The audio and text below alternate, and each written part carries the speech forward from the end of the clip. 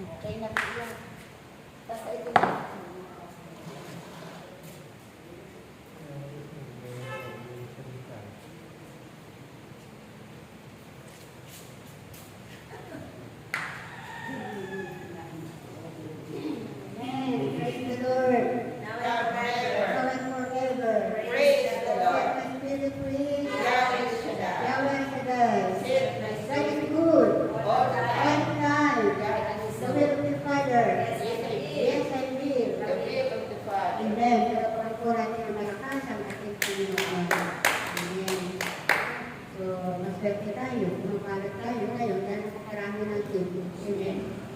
Pero kasama naman natin ang mga bigyan ng Panginoon. Kaya sila na tayo ay kanilang sinasamahan. Anong malay natin? Baka hindi lamang tayo ang narito. Marami mga kaluluwa na nakikinig din ang salita ng Panginoon. Amen. So, yun po ang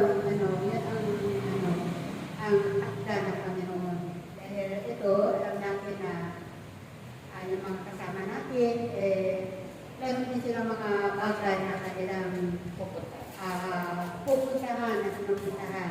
Importante din yung mga lakad nila. Kami, bukas pa kami.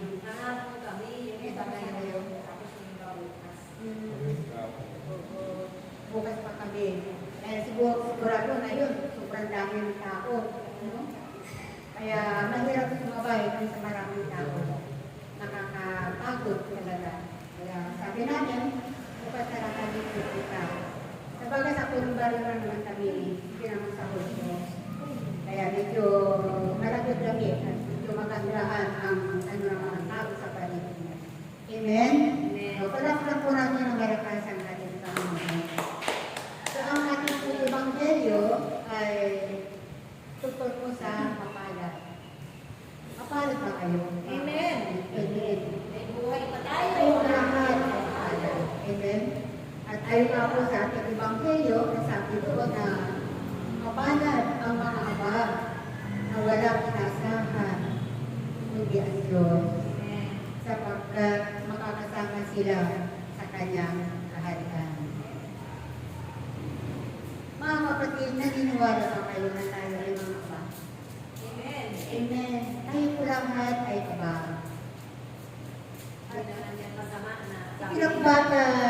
Itinakda ng Panginoon na tayo ay mga aba. Bakit? Kasi tayo mga aba ay mas higit na kinagigiliwan ng Panginoon. Mas higit na pinalulugdan ng Panginoon. Mga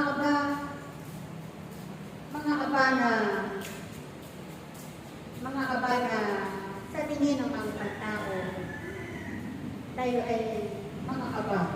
Aba, ano ba ibig sabihin ng aba na mas malalim na aba? Walang walang ay pagmamalaki. Amen. Yun po ang pagtingin ng mga ibang tao sa atin. Na ang tingin nila sa atin ay mga aba na walang may pagmamalaki yaman, walang maipapakita ng mga bagay na maaari mong ipagyabang. Pero hindi naman ang gusto ng Panginoon na hindi po aba ka, magyayabang ka na. Dahil wala naman tayo talagang ipagyayabang. Sarap po natin ang mga sa Panginoon. Hindi ba rin tawagin tayong aba ng ibang tao? Pero sa paningin ng Panginoon, tayo ay mayaman naman sa ating pananampalataya. Amen? Mayaman tayo sa pananampalataya. Bakit? Kasi tayo yung tinatawag na mapalad. Mapalad tayo kahit na ang paningin ng ibang tao ay aba tayo. Pero yung pagiging aba natin ay ito naman yung magtataas sa ating Panginoon. Amen ba? Palapakan po natin yung malakas.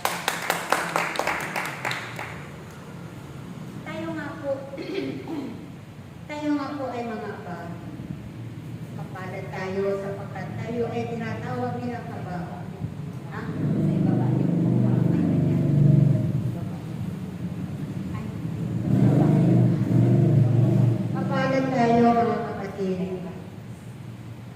dahil nakilala natin ang Diyos. Mapalad tayo dahil nakilala natin ang Diyos at napakahalaga, napaka-importante sa Diyos na makilala ang kanyang banal na pangalan. Sapagkat ang banal na pangalan ng Diyos ay meron itong kapangyarihan. Amen. Meron itong itinatago na kapangyarihan na kung saan ay ito yung bagay na ikaliligtas ng maraming tao. Amen. Mapalad tayo mga kapatid dahil isa tayo sa mga pinagaharian ng Panginoon. Nasabi nga na kapag dumating sa buhay natin ang paghahari ng Panginoon, ay naroroon yung mga sobra-sobrang pagpapala ng Panginoon. Kapag nasa atin na ang paghahari ng Panginoon, naroroon yung kanyang pag-iingat sa ating buhay. Kapag nasa atin ang Panginoon, naroroon yung lagi yung gabay at pagnubay ng ating Panginoon sa araw-araw sa ating buhay. Mapalad tayo, mga kapatid, sapagkat kasama natin ang Diyos. Sabi nga na dito pa lang sa lupa ay langit na rin. Kasi nga, ang Jerusalem na mula sa Templong Jerusalem ng Panginoon ay binabanat dito sa lupa. At ito yung tinatawag natin na bagong langit at bagong lupa. Dahil sabi nga na mapalad ang mga aba na wala na tinasahan o Diyos sapagkat makakasama sila sa kanyang kaharian. Itong kinaroroonan natin ngayon ay isang kaharian na. Amen? Kasi nga darito na sa lupa ang Jerusalem ng ating Panginoon. Ang bagong Jerusalem na tinagda ng Panginoon para sa atin. Nasabi nga, lupa nga ay laga na rin. Amen? At dito tinatamasa natin ngayon yung kasaganahan at pagpapala ng ating Panginoon. Pero pagkulang ng makikita natin mga kapatid na napakahalaga pala sa Diyos na makilala natin siya at ibinigay niya sa atin ang kanyang pangalan. Ibinigay sa atin ng Diyos yung kanyang kapahintulutan na ang pangalan ng Diyos ay ating magamit. At ito yung isang malaking karangalan para sa atin na ipinagkaloob sa atin ng Panginoon. Yung kapahintulutan na magamit ang kanyang banal na pangalan. Amen? Nung araw na sa Israel na sabi nga doon na walang sino mang makapagbabanggit ng kanyang pangalan. Hindi lang pwedeng gamitin sa mga bagay-bagay ang pangalan ng Diyos ng walang kabuluhan. Dahil ang pangalan ng Diyos ay banal. Ang pangalan ng Diyos ay matagal na itinago yan ng mga Israel. Dahil hindi pwedeng banggitin ang kanyang pangalan noong unang panahon. At hindi pwedeng gamitin o banggitin ang kanyang pangalan ng ganun-ganun na lamang. Subalit sa panahon ngayon sa panahon natin ngayon, na ito nga yung nababagong panahon ay pinagkaloob sa atin ng Panginoon ang kanyang kapahintulutan, ang kanyang kapangyarihan upang ang pangalan ng Diyos ay mapasa atin, magamit natin ang pangalan ng Diyos. At ibinigay sa atin ang Panginoon, itinatag sa ating buong katawan ang pangalan ng Diyos. Amen? Buong katawan natin, sa nakakita ng mga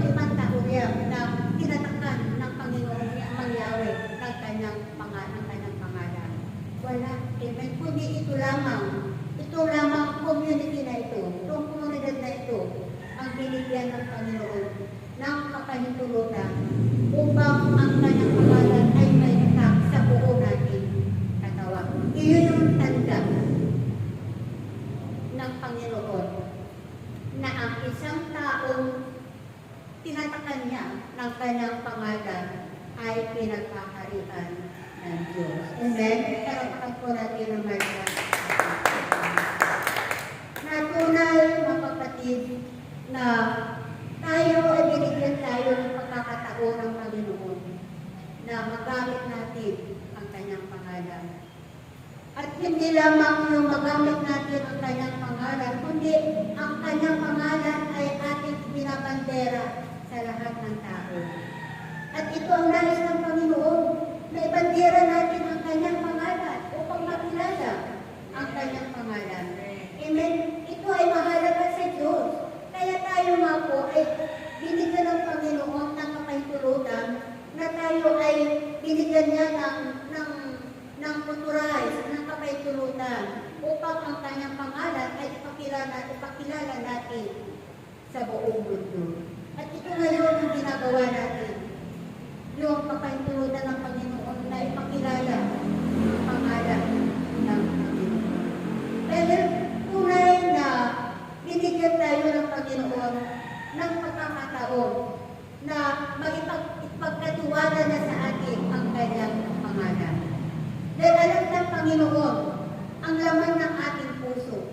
Alam ng Panginoon ang laman ng ating isip, ng ating kalooban, na tayo ay mayroong kababaang loob. Dahil kung hindi tayo kinalulugan ng Panginoon, ay hindi siya maghahari sa buhay natin. Amen? At hindi niya ipapahintulot na maghari sa atin ang kanyang Espiritu. Amen? Kaya mga kapatid, napakapalad po natin. Dahil ipinag-alog sa atin ng ating Panginoon ang kanyang Espiritu. Ang Espiritu ng Panginoon na kung saan ay ito yung kapangyarihan ng Diyos. Ito yung kapangyarihan ng Panginoon na siyang magtutulak sa atin upang makasunod sa kalooban ng ating Panginoon. Ito yung kapangyarihan ng Panginoon na siyang mag-uudyok sa atin upang tayo ay gumawa ng mabuti. Amen? Gumawa ng mabuti na kung saan ay ito yung itinakda sa atin ng ating Panginoon na tayo ay binigyan niya ng pagkakataon na gumawa ng mabuti. Mabuti na kung saan ito yung kinalulugan ng Panginoon sa kanyang mga lingkod. Dahil tayo nga po ay itinakda ng Panginoon na gumawa ng mabuti upang tumanggap ng pagpapala ng ating Panginoon. Palakpakan po natin ang magpapala. Mapalan tayo mga kapatid, dahil tayo, narito na tayo sa gawain ng Panginoon. At ito yung pagkakataon natin upang yung mga pangako ng Diyos, pangako ng Panginoon na kaligtasan ay ating makamtan. Dahil ang dahil ng ating Panginoon na lahat ng kanyang nilikha ay makamit ang kaligtasan na kanyang ipinangako sa kanyang mga pinili at hinirang. Dahil ito ang nais ng Panginoon na lahat ng kanyang mga nilikha, lahat ng kanyang mga pinili at hinirang ay magkamit ng kaligtasan. At ito ngayon ang ginagawa sa atin ng ating Panginoon. Yung makamtan natin ang kaligtasan na itinagda ng Panginoon para sa atin ng kanyang mga nilikha.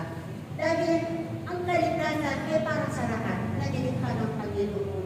Subalit, may kanyang-kanyang panahon, may kanyang-kanyang takda na tinatakda ng Panginoon upang ang pagliligtas ng Diyos ay makamtan ng bawat isa sa atin. Amen? Palakpakan po natin ang malakas sa ating Panginoon. Katulad po mga kapatid, yung itinakda ng Panginoon na isang lugar, isang bayan. Ito yung bayan ng Nineve. Yung pagliligtas ng Panginoon sa kanila ay nakamtan ng mga kababayan ng Nineve. Bakit? Kasi noong panahon na yun ay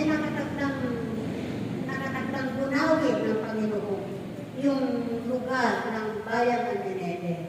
At sinuko niya si Propeta Jonas. Kasi nalaman ng Panginoon na yung lugar ng Nineve, ang bayan ng Nineve ay napakasama. Puro kasamaan ang kanyang ginagawa. Ang pamumuhay nila ay sobrang makasalanan sila. At puno-puno sila ng kasamaan. Ang pamumuhay nila ay wala nang ginawa mabuti, kundi puro kasamaan. Kaya ang Panginoon ay itinakda niya na ang lugar na yun ay gugunawin niya yung bayan ng Nineve. Dahil ang mga tao ito ay tunay na napakasama ang kanilang mga ginagawa. Kaya ginamit ng Panginoon si Jonas, si Propeta Jonas, upang pagpahayagan ng kalooban ng Panginoon. Upang ipahayag ni Jonas ng mga tao doon sa bayan ng Nineve ay kailangan nilang magsisi at talikdan ang kanilang mga kasalanan at bumalik loob sa ating Panginoon. Amen? At praise the Lord! Salamat sa Panginoon, mapalad ang mga tao doon sa bayan ng Nineve sapagkat nakinig sila, pinakinggan nila ang pahayag ng Diyos sa pamamagitan ni Propeta Jonas. Nakinig sila, pinakinggan nila ang mensahe ng Panginoon at silang lahat ay napakababa. Naging mababa, nagpakababa silang lahat at maging yung hari ay nagpakababa, bumaba sa kanyang trono at siya ay nagsuot ng sako at pumupo sila sa abo. Lahat ng mga nasasakupan ng hari. Lahat ng nasasakupan ng hari ay pinahayagan niya na kailangan nilang magsisi at magbalik loob sa Diyos at tumalikod sa kanilang mga kasalanan. Sila ay nag-ayuno. Sila ay taimtim na nanalangin sa Diyos. Sila ay nag-ayuno na naway huwag ipaitulot ng Diyos na gunawin yung kanilang bansa. At mapalad ang mga tao nito, mapalad ang bayang Nineve, sapagkat sila ay nagpakababa. Naging mababa sila at pinakinggan nila, pinahalagahan nila ang mensahe ng Diyos sa kanila. Yung pahayag ni Jonas na kapag hindi sila magsisi at tumalikod sa kanilang mga kasalanan at magbalik loob sa Diyos, ay tinitiyak ng Diyos na sila ay kukunawin, na sila ay mawawala sa mundo ito sa panahon na iyon. At salamat sa Panginoon, praise the Lord, dahil nakinig ang hari, nakinig ang lahat ng kanyang mga nasasakupan ay kanyang pinagsabihan na sila ay bumaba, na sila ay magkayuno, manalangin ng taimtim at magbalik loob sa Diyos at talikuran yung kanilang maruming pamumuhay. Kaya mapalad sila dahil nakamit nila yung pagliligtas ng Diyos sa kanilang mga buhay. Amen? Pagkakulang po natin na pagkakas. At ganoon din mga kapatid, doon sa lugar na sa Sodoma at Gomora. Di ba doon sa Sodoma at Gomora na doon yung pamangkin ni Abraham? Si Lot.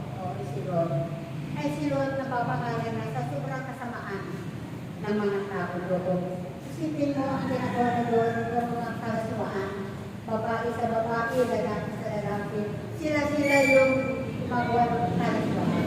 Kaya nakikita ng tanong.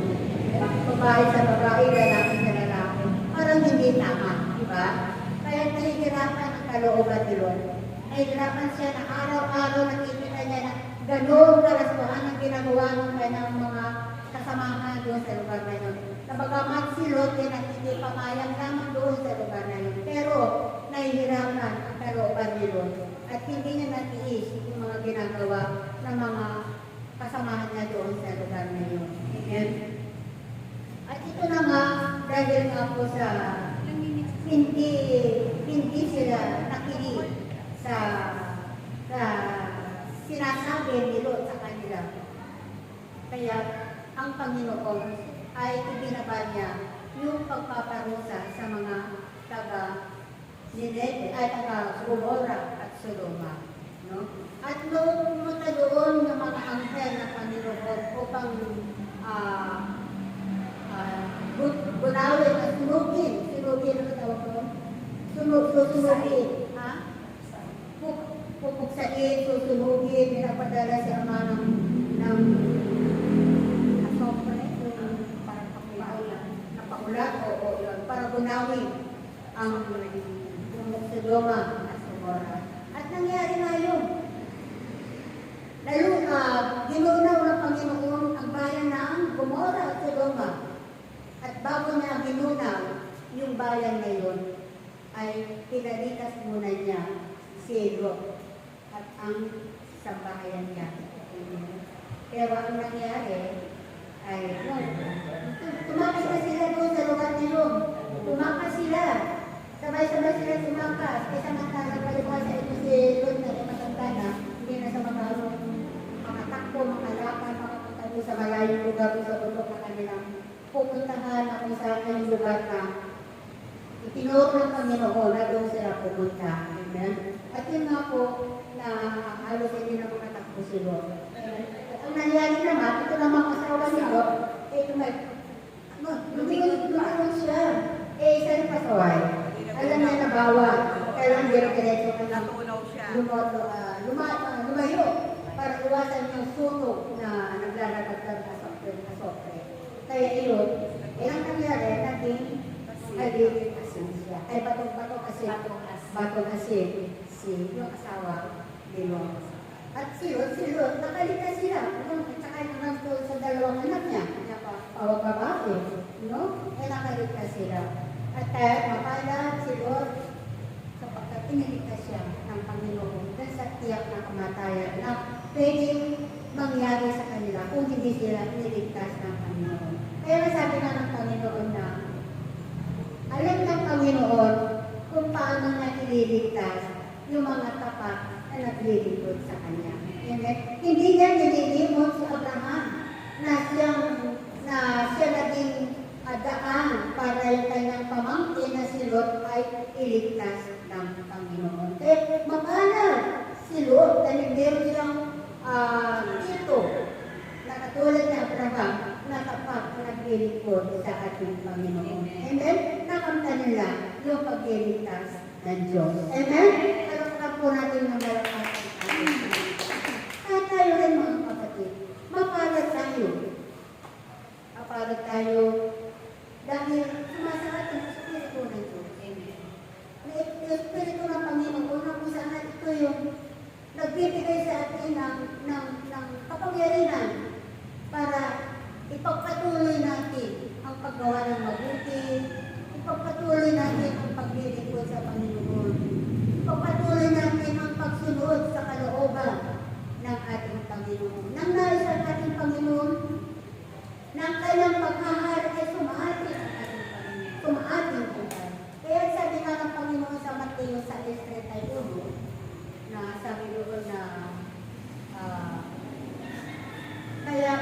kaya pag sumakitan ninyo na higit sa lahat na kayo ay pagharian ng Diyos at mamuhay ang ayon sa kanyang kalooban at yung pagkakaloob niya sa inyo ang lahat ng inyong pangangailangan. And ganun po kabuti ang Panginoon na kapag ang Diyos nagkahari sa ating buhay, naroon lagi yung gabay sa ating patnubay ng ating Panginoon.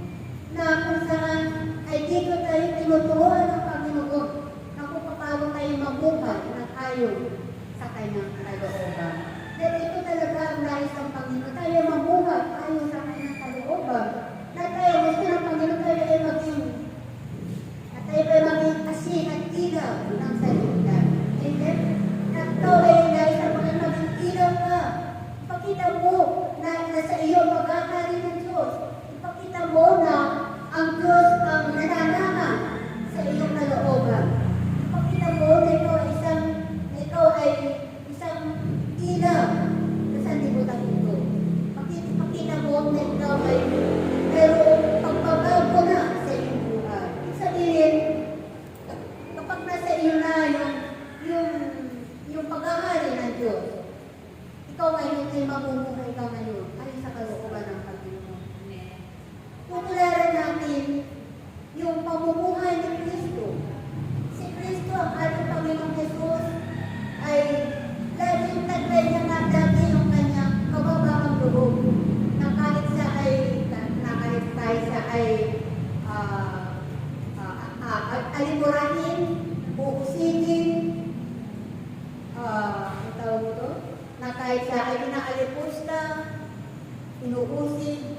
lahat ng mga salita, masasamang salita, lahat ng uri ng kasamaan ay pinabago sa ating Panginoon.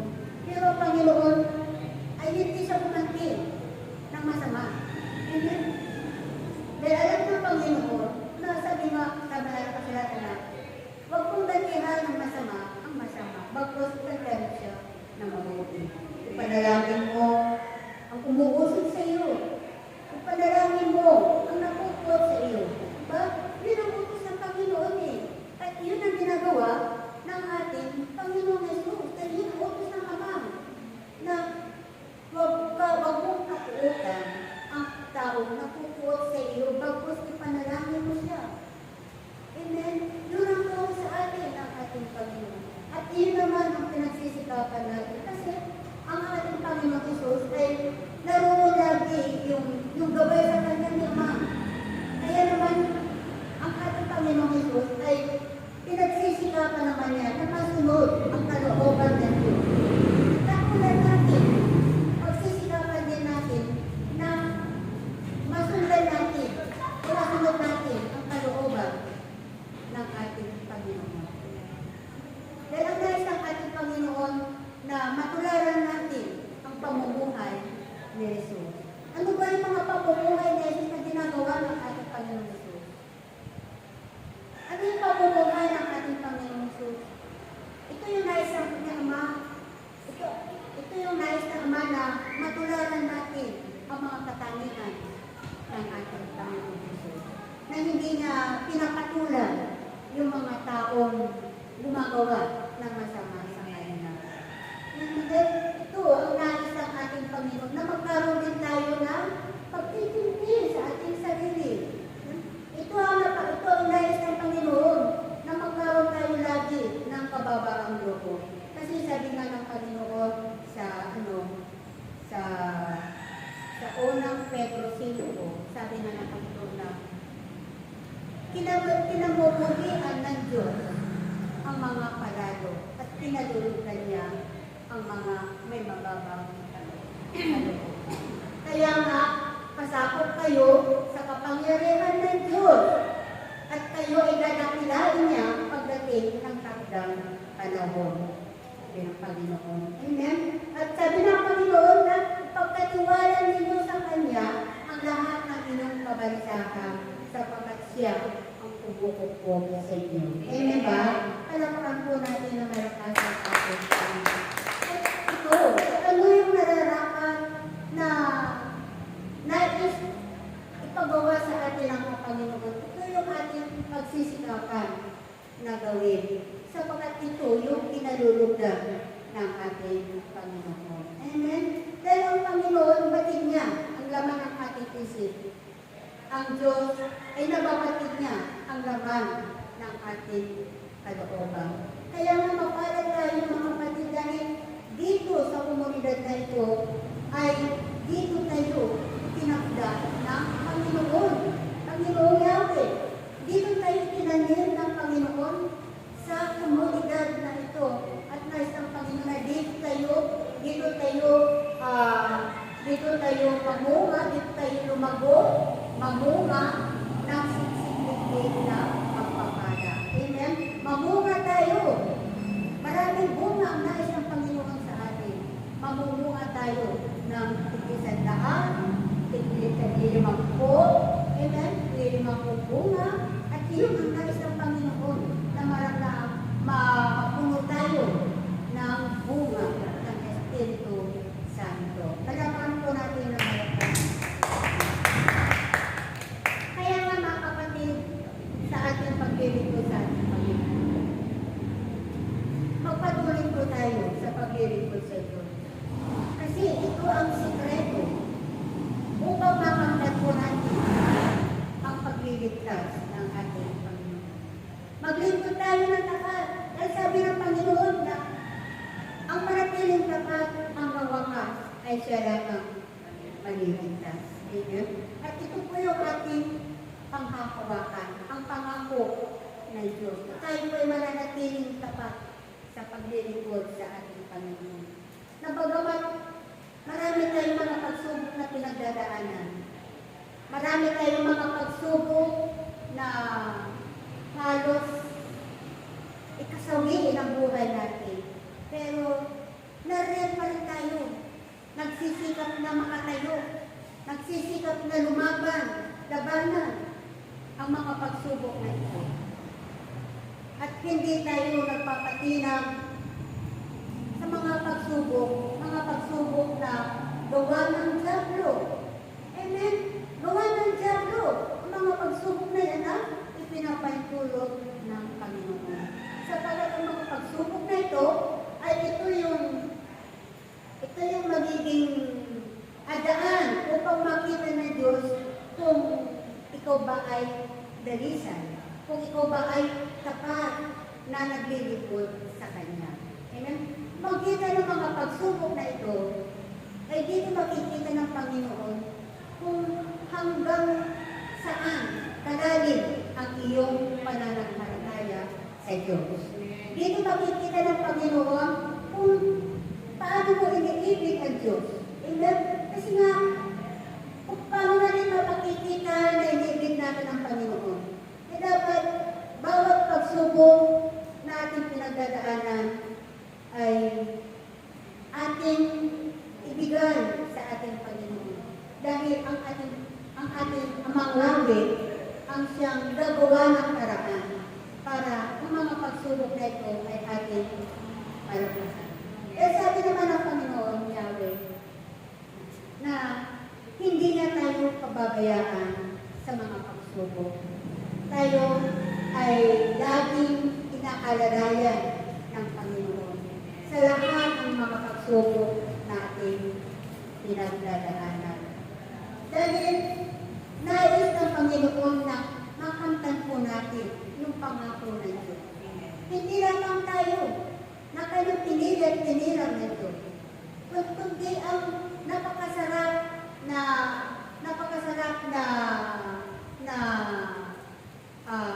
masarap na privilege. Ano tawag ito? Privilegyo na kalugsan ng Panginoon. Yung pamilya natin, yung sambahayan natin, ililigtas din sila ng ating pamilya. Kung baga ito yung ating gantimpala sa paglilingkod natin ng tapat sa ating Panginoon. Pati ang ating sambahayan, ang ating buong angkan ay ililigtas ng Panginoon. Hindi pababayaan ng Panginoon ang mga mahal natin sa buhay nang dahil sa ating tapat na paglilingkod sa Diyos. Amen? Sabi nga ng Panginoon, manatili kayo sa akin at mananatili din ako sa inyo. Manatili kayo sa aking salita. Manatili kayo sa aking pag-ibig. Sapagkat ako na inyong Ama ang siya lamang inyong aksahan. Amen? Ito na nga. Amen? Sabi na ng Panginoon, wala kayong magagawa kung kayo ay iwalay sa akin. Amen? At totoo yan. Panghawakan po natin ang pangako ng Panginoon na hindi tayo maaaring mabuhay ng saganang sarili lamang natin. Kundi kailangan natin ang Diyos sa buhay natin. Amen? Kaya hindi tayo pwedeng magmalaki na hindi mo kailangan ng Diyos. Hindi mo kailangan ng tulong ng Diyos. Hindi pwede yun. Malinaw kapatid. Hindi maaaring hindi mo kailangan ng Diyos. Kailangan kilalanin mo ang Diyos na nagpahiram sa iyo ng buhay mo. Na nagbigay sa iyo ng buhay. Nagbigay sa iyo ng pilinga mo. Hindi natin pwedeng sabihin na hindi ko kailangan ng Diyos sa buhay ko. Mali. Maraming tao, hindi nila sasabihin nila, hindi ko kailangan ng Diyos. Kaya ko ito. Kaya kong gawin ang lahat ng ito kahit wala ng Diyos. Mali. Maraming mga tao na hindi kinikilala sa Diyos. Hindi kinikilala ang kapangyarihan ng Diyos. Ganon ang mga sinasabi nila, mga taong lakas tangan sa Diyos. Maraming nagsasalita niya. Kaya nga, ano bang nangyayari sa kanila? Kapahamakan ang nangyayari sa kanilang mga buhay. Amen? Pero po natin na mayroon pa. Pero tayo na nananalig at pagtitiwala sa Diyos. Tayo na pinirang ng Panginoon, na wala tayong ibang inaksama, kundi ang Diyos. Ay, ito tayo. Ito tayo ngayon, pinililigtas lagi ng Panginoon. At nakikita naman natin ang mga pruweba na tayo ay laging iniingatan ng Diyos, na tayo laging pinililigtas ng Panginoon. Diba sabi ng Panginoon, mamalat kayo sapagkat hindi nyo nararanasan yung mga nararanasan ng inyong mga kapwa. Amen? Yung bagsik ng trahedya ng bagyo ni Christine at ni Leon, na doon sa ibang lugar ay hindi pinaranas sa atin ng Panginoon yung naranasan nila doon. At ito, mamalat tayo, mga kapatid. At iyon ang nais natin. Amen? Hindi bali na tayo po ay patuloy na humamayo kahit na umulan, bumagyo, umaraw. Hindi bali na. Diba? Hindi bali na magpakahirap tayo sa paghayo, paglilingkod sa Panginoon, kaysa naman danasin mo yung mga naranasan ng ating mga kapatid sa ibang lugar. Diba? Siguro yung mga naroon sa lugar na yun ay maaaring nakakalimutan siguro sila sa Diyos. Mahina ang kanilang pananampalataya, hindi nila kilala ang Diyos, kasi wala sigurong nakakarating doon na sugo ng Panginoon upang ipahayag o iparating sa kanila ang mensahe ng Diyos na sila ay mahal ng Panginoon, na sila ay iniibig ng Panginoon. Wala siguro nakakarating pa doon. Meron nakakarating doon, siguro, pero hindi lahat ay napupuntahan. Amen? Pero tayo, nagsisikap tayo na magampanan ang mga pinapupunto sa atin ng ating Panginoon. Nagsisikap tayo na magampanan ang ating mga tungkulin na iniaatang sa atin ng ating Panginoon. Amen? Marami pang mga kaganapan ang naipagawa sa atin ng Panginoon. At ito yung pagpunta natin sa mga ibang lugar na hindi pa nga lamang nagaganap. Pero sabi nga po ng ating Panginoon na hintayin natin yung takdang panahon na itatakda sa atin ng ating Panginoon. Amen? Kaya paano tayo mga kapatid dahil alam natin, kilala natin ang Diyos. Mapala tayo dahil nakakapakinig tayo ng salita ng Panginoon. Ng salita ng Panginoon, kaya ito yung